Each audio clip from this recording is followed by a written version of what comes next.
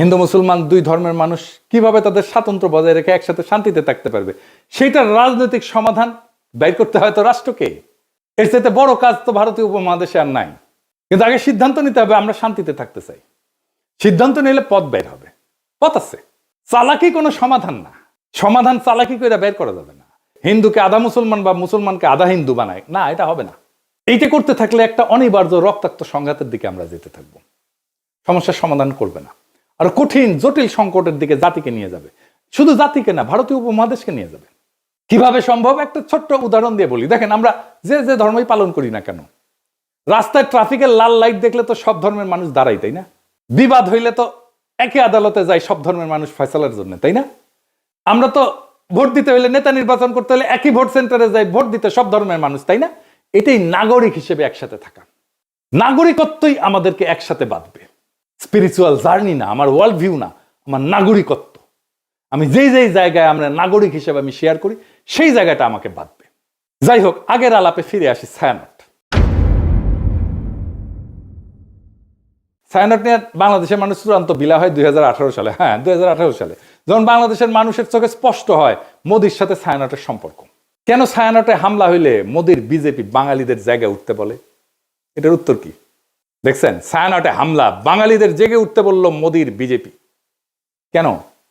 কারণটা হইতেছে 2018 সালে ভারত সরকারের পুরস্কার পায় ছায়ানট।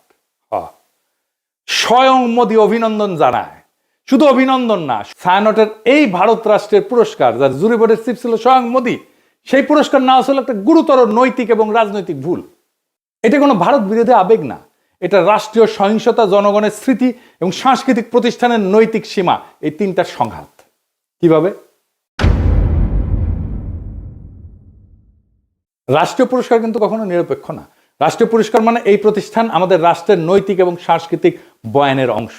এটা কোনো ব্যক্তিগত শিল্পীর সম্মান না, এটা রাষ্ট্রীয় বৈধতার অংশীদারিত্ব। পৃথিবীর বহু মানুষের কাছে মোদি গুজরাটের কসাই নামে পরিচিত। এটা রাজনৈতিক গালি না, এটা একটা নৈতিক অভিযোগের একটা প্রতীকী নাম।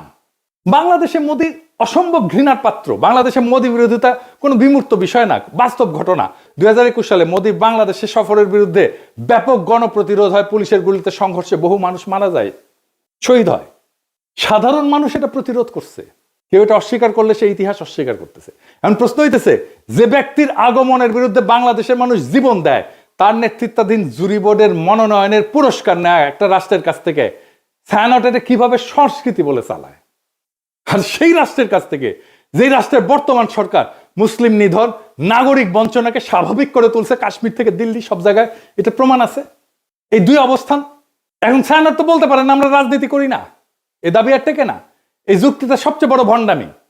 কারণ রাষ্ট্রীয় পুরস্কার গ্রহণ করে একটা রাজনৈতিক কাজ। রাজনৈতিক ক্ষমতার কাছ থেকে সম্মান নিলে আপনি রাজনীতির ভেতরে ঢুকে পড়েন। রাজনীতি করি না বলার তখন সুযোগ থাকে না। রাজনীতি করি না বলার সুযোগ একদম শেষ হয়ে যায়।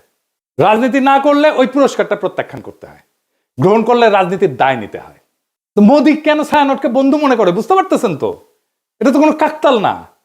এই প্রশ্নটা সবচেয়ে ভয়ঙ্কর। মোদি ছায়ানটকে বন্ধু মনে করে কারণ ছায়ানট ভারতীয় সাংস্কৃতিক হেজিমনিকে বাংলাদেশে ফেরি করে। তারা সফট হিন্দুত্ববাদকে রবীন্দ্রনাথের মোড়কে উপস্থাপন করে বাংলাদেশে ফেরি করে। ছায়ানট তার একটা নিরাপদ সাংস্কৃতিক প্ল্যাটফর্ম হয়ে উঠছে, যাকে ভারত রাষ্ট্র তার মতাদর্শিক সফট পাওয়ার হিসাবে ব্যবহার করতে পারে, স্বীকৃতি দেয়। এইটাই তো বাংলাদেশের মানুষ দেখছে। তো ছায়ানট কি করতে পারত?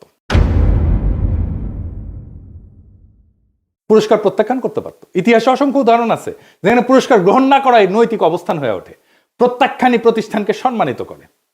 ছায়ানট যদি বলতো বাংলাদেশের জনগণের স্মৃতি এবং রক্তের ইতিহাসের কারণে আমরা এই রাষ্ট্রীয় পুরস্কার গ্রহণ করতেছি না, সেটাই হইতো সবচেয়ে শক্তিশালী সাংস্কৃতিক বক্তব্য, সবচেয়ে বড় নৈতিক শিক্ষা, সবচেয়ে বড় আন্তর্জাতিকভাবে সম্মানজনক অবস্থান এবং দেশের মানুষের ভালোবাসা পাওয়ার রাস্তা। আপনি বাংলাদেশে কাজ করেন, মোদি কেন আপনাদের বাহবা দেয়? কেন দেয়? এই প্রশ্নের জবাব দিতে হবে না? বাংলাদেশের মানুষের সাথে আপনার কন্ট্রাক্টটা কি? সোশ্যাল কন্ট্রাক্ট কি? আপনি সমাজের রাষ্ট্রে কি অবদান রাখছেন? একটা প্রতিষ্ঠান করছেন। বাংলাদেশের সাথে আপনার কন্ট্রাক্টটা কি? বাঙ্গু সুশীলদের সফট হিন্দুত্ববাদের দীক্ষা দিচ্ছেন, আর যে রাষ্ট্রেরা মানুষের মৃত্যুর স্মৃতিতে বাংলাদেশে ঘৃণার প্রতীক, তার হাত থেকে সম্মান নিচ্ছেন। লজ্জা লাগে না? সমাজ তো হঠাৎ করে পাগল হয়ে যায়নি, মানুষ হঠাৎ করে সংস্কৃতি বিরোধী হয়ে ওঠেনি। এটা জমে থাকা একটা দীর্ঘ বিচ্ছেদের বহিঃপ্রকাশ। বাংলাদেশের মানুষ এমন ছায়ানট চায় যে তার দুঃখে কাঁদে, তার স্বপ্নে সহযাত্রী হয়, তার কল্পনার ভাষা হয়ে ওঠে। বাংলাদেশের মানুষ এমন ছায়ানট চায় যে মোদির অখণ্ড ভারতের কল্পনাকে রবীন্দ্রনাথের সুরে ঢেকে দেয় না, বরং সুরে ফেলে দেয়। যদি ছায়ানট নিজেকে সেইভাবে পুনর্গঠন করতে পারে, জনগণের স্মৃতি, ক্ষত আর আকাঙ্ক্ষার পাশে দাঁড়াইতে পারে, তাইলে ছায়ানট আবার উঠে দাঁড়াবে। আর যদি তা না পারে, যতই মানববন্ধন করেন, গান আর প্রতিবাদ করেন, ইতিহাস তাকে ভাঙবে না, মানুষই তাকে ছেড়ে যাবে। আপনি ছাত্রই পাবেন না, কেউ আর গান শিখতে আসবে না, কেউ আর সেখানে নিজের স্বপ্ন খুঁজবে না, কেউ নিজের কল্পনার সাথে ছায়ানটকে জুড়বে না। আপনার কালচারাল লেজিটিমেসি কোলাপস করতেছে। কারণ সংস্কৃতি টিকে থাকে মানুষের ভালোবাসায়, মানুষের মধ্যে, গণমানুষের মধ্যে, রাষ্ট্রের বাহবায় না। আপনারা তো জনগণকে হারায় ফেলছেন, ভারতকে পাইছেন, জনগণকে হারায় ফেলছেন। যে সংস্কৃতি জনগণকে হারায়, সে শেষ পর্যন্ত কালের অন্ধকারে হারায় যায়। এটাই ইতিহাসের সত্য। এই সত্যই শিখাইছে আমাদের জুলাই বিপ্লব। ইনকিলাব জিন্দাবাদ।